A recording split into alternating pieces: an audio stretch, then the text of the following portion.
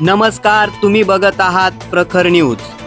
सटाणा शहरातील त्या नेत्याच्या शुभेच्छा संदेशावरून भाजपचे चिन्ह गायब झाल्यानं चर्चांना उधाण आलंय।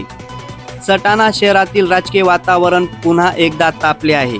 दीपावली पाडवा भाऊबीज निमित्ताने सोशल मीडियावर फिरणाऱ्या एका स्थानिक नेत्याच्या शुभेच्छा संदेशावरून सध्या सटाणा शहरात चांगलीच चर्चा रंगली आहे।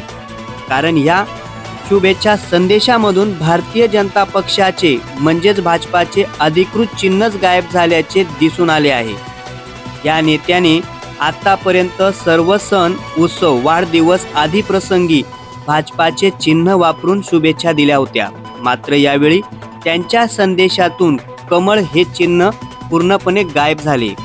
त्यामुळे राजकीय वर्तुळात नेताजी दिशा बदलतायत का अशी चर्चा सुरू झाली आहे।